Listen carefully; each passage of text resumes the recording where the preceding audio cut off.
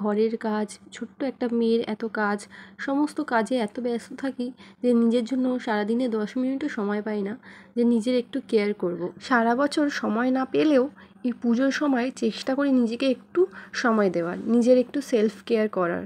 আর এই মেয়েদের কিন্তু ভীষণ শখের একটা জিনিস হলো তাদের চুল।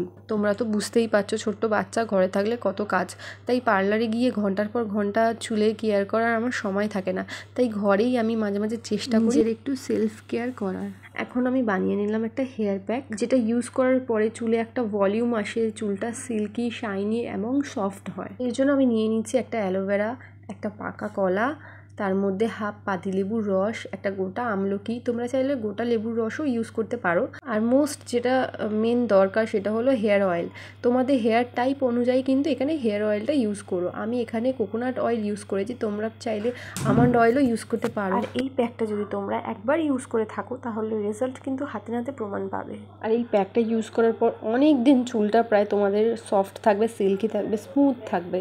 এবছর কিন্তু আমার ভীষণ পরিমাণে ইচ্ছে ছিল হেয়ার স্ট্রেট করার বা হেয়ার স্মুথনিং করিয়ে আসার পার্লার থেকে, কিন্তু আমি করালাম না, কারণ বেবি হওয়ার পরে প্রচণ্ড পরিমাণে হেয়ার ফল হয়েছে আর এখন আস্তে আস্তে সেই হেয়ারগুলো রিগ্রোথ হচ্ছে।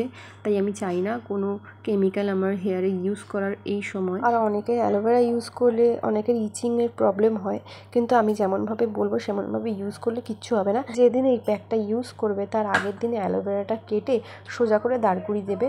তাতে কি হয়, সারাদিন ওরমভাবে থাকলে তার ভেতরে যে আঠালো ভাবটা সেটা বেরিয়ে যায়। আর অনেক সময় আমি এই প্যাকটাতে দইও ইউজ করে থাকি, কিন্তু এই সময় আমার ভীষণ পরিমাণে ঠান্ডা লেগে গেছে বলে এইবারে আমি দইটা স্কিপ করে দিয়েছি। তোমরা চাইলে কিন্তু দইটাও ইউজ করতে পারো, দইটা ইউজ করলে আরও চুলটা শাইন করে। প্রায় 30 থেকে 40 মিনিট পরে কিন্তু আমি আমার হেয়ার টাইপ অনুযায়ী আমি শ্যাম্পু করে নিয়েছি, শ্যাম্পু আর কন্ডিশনারটা দিয়ে। দেখো আমার চুলটা কতটা সফট সিল্কি লাগছে। এবার আমি নিজে স্কিন কেয়ার করে নেব। আমি কিন্তু পুরোটা একদিনে করে উঠতে পারিনি, একদিন হেয়ার প্যাক করেছি, তার পরের দিন কিন্তু স্কিন কেয়ার করেছি। আর আমার ভিডিওর মাঝখানে ব্যাকগ্রাউন্ডে একটা সাউন্ড শুনতে পাচ্ছ, যেটা আর কি আমাদের বাথরুমের কাজ চলছে, সে কারণে একটু প্রবলেম হচ্ছে, একটু আওয়াজটা হচ্ছে। এবার আমি ক্লিনজার অ্যাপ্লাই করে নিয়েছি, ক্লিনজারটা দিয়ে আমি কিন্তু ফুল ফেসটা ম্যাসাজ করে নেব। আমি কিন্তু ফেসের ওপর দিক থেকে ম্যাসাজ করছি না, নিচ থেকে কিন্তু ওপরের দিকে ফেসে ম্যাসাজ করছি। যেমনটা তোমরা দেখতে পাচ্ছ ঠিক তেমনভাবেই কিন্তু ম্যাসাজ করতে হবে। অনেকে কী করে জানো, ফেসটা ওপর থেকে নিচে ম্যাসাজ করতে থাকে, ওটা কিন্তু একদম রং। আমরা কি করব, ফেসটা নিচের দিক থেকে ওপরের দিক থেকে টানতে হবে। যেমন দেখো আমি গালের পাশটা করে নিচ্ছি, এ থেকে কী হয়, ফেসটা টাইট হয়ে থাকে, ফেসটা লুজ হয় না। প্রতিদিন যদি একটু 10 মিনিট নিজেকে সময় দিয়ে ফেসে ম্যাসাজ করা যায় তাহলে কিন্তু মানে স্কিনে একটা আলাদা গ্লো দেয়।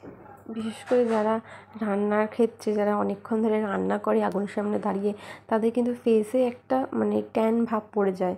বা অনেক সময় কী হয়, বাচ্চাদের স্কুলে দিয়ে আসা নিয়ে আসা করে বা বাজার হাট করে, তো এইসব ক্ষেত্রে কিন্তু আমাদের সূর্যের মানে তাপটা পড়ে, রোদ্দুরটা পড়ে আর কি ট্যান পড়ে যায়।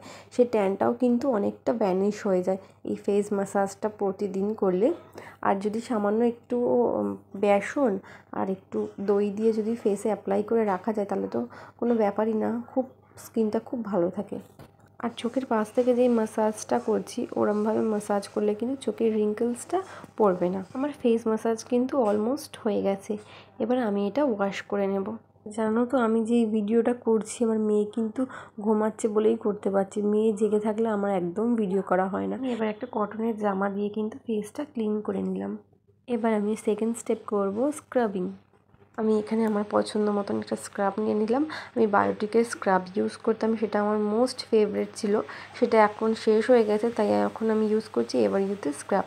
এই স্ক্রাবটা কিন্তু আমি বেশি প্রেশার দিয়ে আমরা স্ক্রাবটা একদমই করব না। আমরা জাস্ট থাম্বের সাহায্যে নাকের পাশটা আস্তে আস্তে, যেখানে আর কি ওপেন পোর্স বা ব্ল্যাক হেডস, হোয়াইট হেডস রয়েছে, এখানে হালকা হালকা প্রেশার দিয়ে হাত দিয়ে ম্যাসাজ করে নেব। স্ক্রাবটা কিন্তু 2 মিনিট বা 1.5 মিনিটের বেশি করার কোনো দরকার নেই। আর এটা উইকে যদি 2বার করতে পারো তাহলে খুব ভালো।